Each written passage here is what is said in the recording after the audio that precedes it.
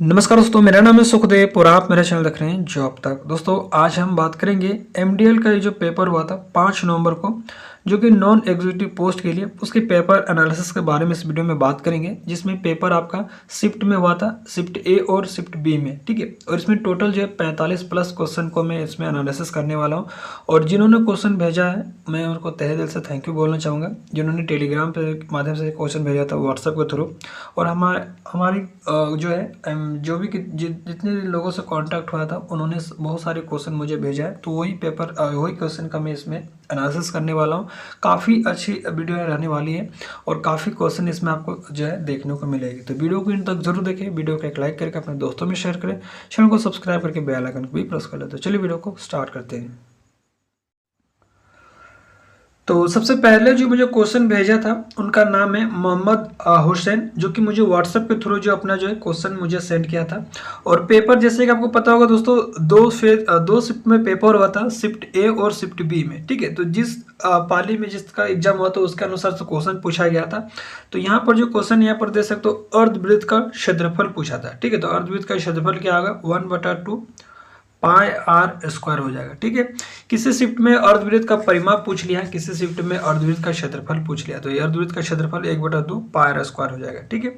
उसके बाद पूछा था कि 4800 सेकेंड यानी कि 4800 सेकेंड में कितना मिनट होगा। तो आप यहाँ पर देख सकते हो, एक मिनट में जो है 1 मिनट में 60 सेकेंड होता है, तो 4800 को भाग दे देंगे 60 से, तो आपका क्या हो जाएगा 80। तो यहाँ पर राइट आंसर क्या होगा, 80 मिनट इसका राइट आंसर हो जाएगा। यानी कि 4800 सेकेंड को मिनट में कन्वर्ट करेंगे तो 80 मिनट हो जाएगा, ठीक है।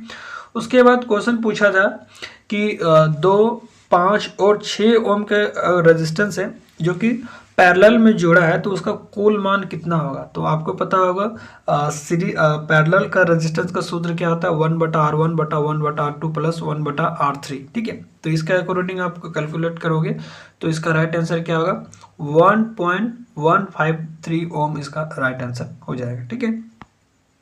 उसके बाद चतुर्भुज का क्षेत्रफल पूछा था। इस चतुर्भुज के क्षेत्रफल से रिलेटेड कुछ क्वेश्चन पूछा था, हालांकि उनका डिजिट याद नहीं थे। उसके बाद किसकी सहायता से निर्माण हुए वार्शिप और कितने टोटल बने हैं, ठीक है, तो ये पूछा था। तो ये देखिए वार्शिप जो है फ्रांस के सहयोग से बना था, और ये जो है टोटल अभी तक उन्होंने टोटल जो है 27 वार्शिप इंडियन जो है एमडीएल के द्वारा मैन्युफैक्चर यानी कि निर्माण किए हुए, ठीक है। यानी कि अभी तक टोटल जो है 27 वार्शिप इंडियन मांझगांव डॉक यानी कि एमडीएल द्वारा अभी तक निर्माण हुआ है, और ये फ्रांस की सहायता से हुआ था, ठीक है। उसके बाद कुछ क्वेश्चन जो भेजे थे वो, इनका नाम है ए, इन्होंने फुल नाम नहीं भेजा था बट इनका नाम है ए, जो कि टेलीग्राम पे उन्होंने कुछ क्वेश्चन मुझे सेंड किए थे जो है। तो यहाँ पर देख सकते हो एमडीएल को ISO कब मिला था, तो इसका राइट आंसर हो जाएगा 2015 में, ठीक है। उसके बाद वेला सबमरीन जो है कितने नंबर की सबमरीन है, तो ये यहाँ पर इसका राइट आंसर अगर किसी को पता होगा तो कमेंट के माध्यम से मुझे पूछ सकते हैं, भेज सकते हैं कमेंट के माध्यम से, ठीक है। उसके बाद यहाँ पर पूछा था शिवालिक क्लास क्या है, तो शिवालिक क्लास जो है एक इंडियन नेवी एमडीएल द्वारा फर्स्ट वारशिप था, ठीक है। तो इस तरह से राइट आंसर क्या होगा, शिवालिक क्या है, तो एक तरह से वारशिप है शिवालिक, जो कि एमडीएल द्वारा फर्स्ट वारशिप मैन्युफैक्चर किया गया था और इंडियन नेवी को दिया गया था। शिवालिक क्या है, एक तरह से वारशिप है। उसके बाद नेक्स्ट क्वेश्चन यहाँ पर दे सकते हो, 1960 से एमडीएल ने कितनी वेसल्स दिया है। तो अभी तक एमडीएल ने 1960 से लेकर 1960 में लगभग उन्होंने जो है एक्यूरेट आपका 801 वाटशिप 801 वेसल्स उन्होंने अभी तक बना दिए हैं, ठीक है। क्वेश्चन इस तरह से पूछा था कि 1960 से एमडीएल ने कितनी वेसल्स दिया है, तो टोटल कितना होगा 801 वेसल्स। उसके बाद साइंस के कुछ क्वेश्चन थे, उत्प्लावन बल का सिद्धांत किसने दिया था, ये आपको सभी को पता होगा, आर्किमिडीज इसका राइट आंसर हो जाएगा। उसके बाद मैथ के कुछ क्वेश्चन से, सम चतुर्भुज की भुजा 13 सेंटीमीटर और 11 सेंटीमीटर दिया है, तो उसका परिमाप क्या होगा। तो सम चतुर्भुज का परिमाप क्या होता है, 4 इंटू भुजा, तो इसके अकॉर्डिंग मान बैठा देंगे तो इसका राइट आंसर क्या होगा, 572 इसका राइट आंसर होगा, ठीक है। देखिए सेकंड शिफ्ट में पूछ दिया था अर्धवृत्त का परिमाप, तो अर्धवृत्त का परिमाप क्या होगा, पाई R/7 प्लस डी, जहाँ डी आपका व्यास हो जाएगा, ठीक है, अर्धवृत्त का परिमाप। उसके बाद क्वेश्चन यहाँ पर दे सकते हो, नेक्स्ट क्वेश्चन, एमडीसी में स्कॉर्पियन क्लास की सबमरीन किस देश के सहयोग से बनाया था? तो एमडीसी स्कॉर्पियन क्लास की जो सबमरीन है वो फ्रांसीसी और स्पेनिश कंपनी द्वारा बनाया गया, नहीं तो फ्रांसीसी देश के साथ ये सहयोग से बनाया गया था। ठीक है, तो राइट आंसर क्या होगा? एमडीसी में स्कॉर्पियन क्लास की सबमरीन किस देश के सहयोग से बनाया था? फ्रांसीसी। और ये स्पेनिश कंपनी के द्वारा ये मैन्युफैक्चर किया गया था, एमडेल के द्वारा। ठीक है, यानी कि कुछ पार्ट्स जो है उनकी स्पेनिश की तरफ कंपनी द्वारा लिया गया था, बाकी एमडेल के द्वारा ही बनाया गया था, बट सहयोग आपका फ्रांसीसी के आया था।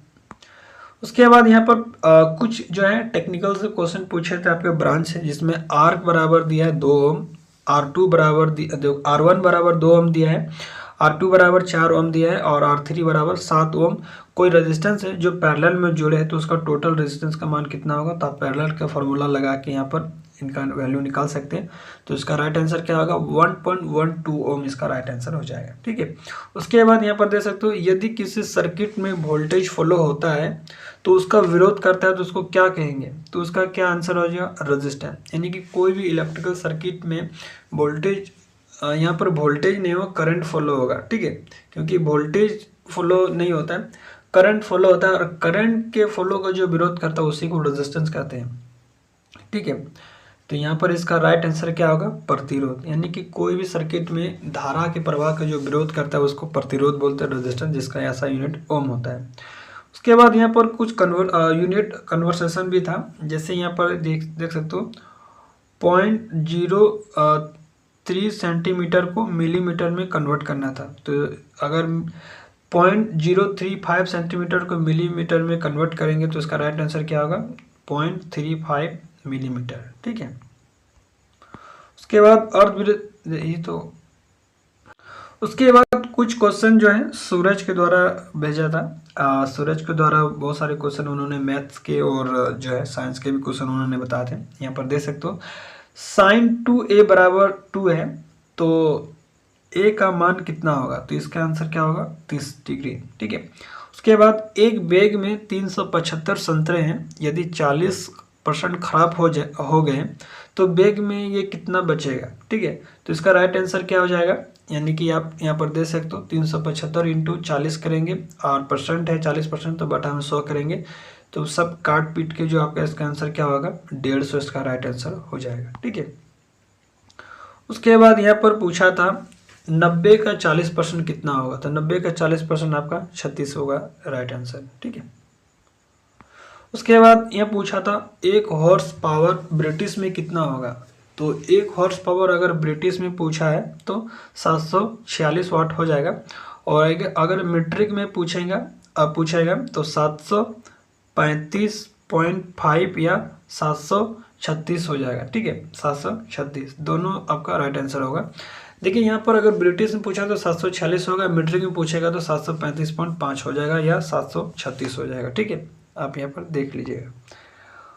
कुछ क्वेश्चन जो है इन्होंने काफ़ी 2% जो है कि धर्मेंद्र और परवीन, इन्होंने काफ़ी क्वेश्चन उन्होंने भेजा है, और उन्होंने इसके साथ भी बहुत सारे लोगों ने हेल्प किया था, जैसे नीरज वगैरह हो गया, तो उनके द्वारा भी बहुत सारे क्वेश्चन यहाँ पर जो है उन्होंने जो है जितने भी उनको मेमोरी बेसिस पर याद था उन्होंने जो है साझा किया है। ठीक है, तो उनके अनुसार से यहाँ पर बहुत सारे क्वेश्चन दिया था, जैसे यहाँ पर देख सकते हो एमडीएल द्वारा निर्मित INS इम्फाल कौन सा जहाज है? तो देखिए INS इम्फाल अभी हाल फिलहाल में ही इसका लॉन्चेज हुआ था, और ये एक तरह से डिस्ट्रॉयर है। ठीक है, एमडीएल द्वारा निर्मित INS इम्फाल कौन सा जहाज है? ये एक तरह से डिस्ट्रॉयर है। उसके बाद इंदिरा गांधी ने कौन सा यार्ड का उद्घाटन किया था? ये इसका अगर किसी को आंसर याद है तो कमेंट के माध्यम से मुझे बता सकते हैं। उसके बाद यहाँ पर नेक्स्ट जो क्वेश्चन है यहाँ पर दे सकते हो, इनमें से 23 नंबर का, इनमें से कौन सा एमडीएल द्वारा निर्मित जहाज नहीं है? तो देखिए INS नीलगिरी एमडीएल द्वारा निर्मित है, INS खुखरी ये भी एमडीएल द्वारा निर्मित है, INS दिल्ली ये भी जो है आपका एमडीएल द्वारा निर्मित है, बट INS जो है राणा जो है ये आपका एमडीएल द्वारा निर्मित नहीं है। ठीक है, उसके बाद यहाँ पर मैथ का क्वेश्चन दे सकते हो A/B/C बराबर 1:2:3 है के अनुपात में है, तो C को ए से 800 रुपये अधिक प्राप्त होता है तो ए का हिस्सा बताएं। तो इसका अगर किसी को आंसर पता है तो कमेंट के माध्यम से मुझे बता सकते हैं। नेक्स्ट क्वेश्चन, आईएनएस खोखरी किस प्रकार की जहाज है? तो आईएनएस खोखरी जो है एक तरह से वेसल्स है, ठीक है। आईएनएस खोखरी क्या है? एक तरह का वेसल्स है, ठीक है। उसके बाद नेक्स्ट क्वेश्चन यहाँ पर दे सकते हो, शिवालिक क्लास जहाज का टाइप क्या है? तो शिवालिक क्लास जहाज जो है एक तरह से वारशिप है, ठीक है। उसके बाद यहाँ पर मैथ का क्वेश्चन है, एक त्रिभुज की आधार दिया है 3 सेंटीमीटर और ऊंचाई दिया है 4 सेंटीमीटर, तो त्रिभुज का क्षेत्रफल ज्ञात करें। तो त्रिभुज का क्षेत्रफल क्या होता है? 1/2 आधार इंटू ऊंचाई।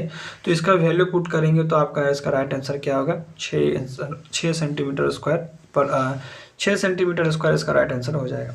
उसके बाद नेक्स्ट क्वेश्चन 28 नंबर पर देख सकते हो, स्कॉर्पियन श्रेणी का चौथा पनडुब्बी कौन सा है? तो स्कॉर्पियन श्रेणी का स्कॉर्पियन श्रेणी का चौथा पनडुब्बी अगर पूछा जाए तो फर्स्ट जो है आइनस कलवरी था, सेकंड खंडेरी था और तीसरा आइनस करंज था और चौथा क्या हो जाएगा? आईएनएस वेला। तो यहाँ पर राइट आंसर क्या होगा? स्कॉर्पियन श्रेणी का चौथा पनडुब्बी आपका राइट आंसर क्या होगा? आईएनएस वेला इसका राइट आंसर हो जाएगा, ठीक है। उसके बाद यहाँ पर देख सकते हो 29 नंबर में, CSR के अंतर्गत 108 करोड़ रुपए किस पर खर्च किया गया था? इसका अभी कुछ पता नहीं चल रहा है, कैसा क्वेश्चन पूछा गया था, ठीक है। उसके बाद 30 नंबर का क्वेश्चन दे सकते हो, P-75 कौन सा देश के सहयोग द्वारा MDL ने पनडुब्बी का निर्माण किया है? तो ये इसका राइट आंसर क्या होगा? फ्रांस। प्रोजेक्ट 75 के तहत जो भी पनडुब्बी निर्माण हुआ वो किस देश के सहयोग से निर्माण किया गया था? तो इसका राइट आंसर आपका फ्रांस हो जाएगा। उसके बाद त्रिकोणमिति से क्वेश्चन पूछा गया था, sine A into cos A plus cos A into sine A minus tan A into cot A का वैल्यू पूछा था। तो आपको पता होगा sine A into cos A का वैल्यू 1 होता है और कॉस ए इंटू सेक ए का वैल्यू 1 होता है और tan A into cot A का -1 होता है। यहाँ माइनस दिया तो माइनस हो जाएगा, बाकी इनका जो है वैल्यू 1 होता है। तो इनको आप कैलकुलेट करेंगे तो 2 - 1 करेंगे तो 1 इसका राइट आंसर हो जाएगा।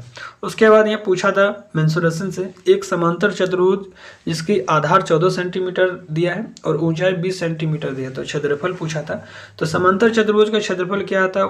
ऊंचाई आधार इंटू ऊंचाई, तो इसको कैलकुलेट करके आंसर क्या हो जाएगा? 280 सेंटीमीटर स्क्वायर।